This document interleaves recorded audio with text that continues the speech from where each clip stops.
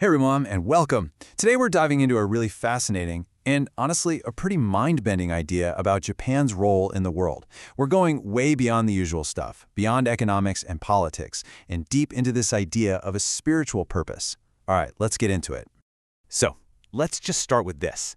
A pretty powerful statement from one of our sources. The claim here is that there's been a kind of secret program for saving the world hidden deep inside Japanese culture, just waiting for the right moment to come out.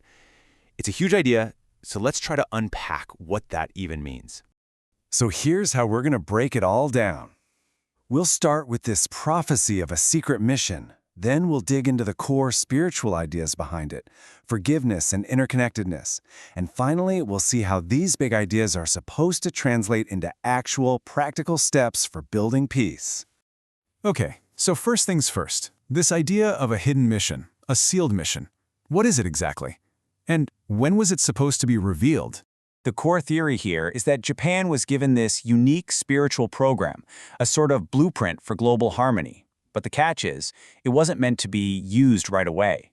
Instead, it was sealed, kept dormant, while the country went through a long period of preparation. And this is where the prophecy gets really specific. The source points to the end of World War II in 1945 as not just an ending, but a new beginning.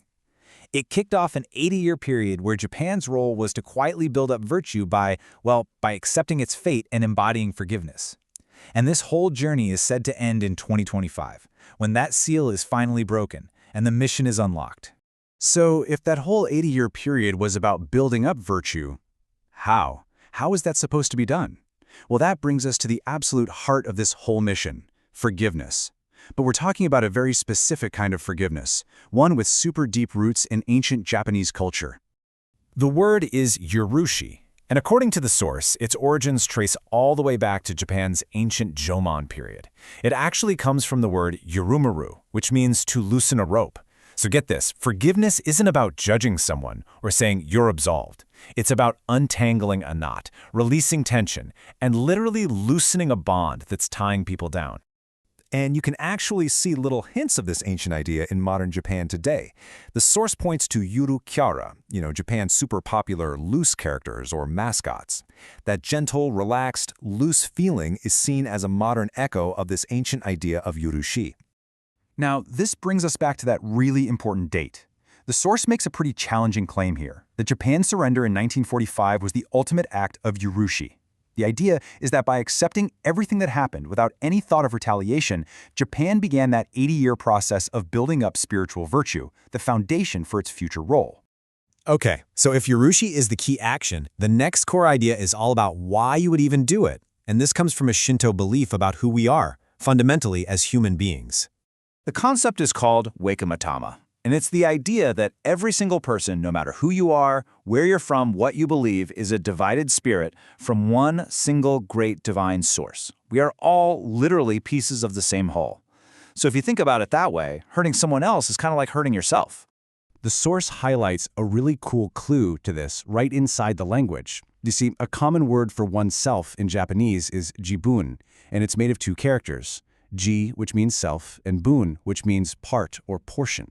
So the very word for self has this built-in idea that I am a part of the whole. It's a whole worldview, right there in one word. Okay, so we've got these two big spiritual ideas, forgiveness as loosening a knot, and humanity as one big connected family. But how does that actually help solve real-world problems? How do you apply it? And that's the million-dollar question, right? A beautiful philosophy is one thing, but how do you make it work on the ground? Well, the sources say it starts with one key practice, dialogue. Interfaith dialogue is held up as this absolutely essential tool. And it's not just about talking. It's about creating safe spaces where people from totally different belief systems can actually build mutual understanding. The goal isn't to agree on everything, but to see that shared humanity in each other, which, if you think about it, is a direct expression of that wakamitama idea. It's seen as a long, slow process for building real bridges. So dialogue is the first step.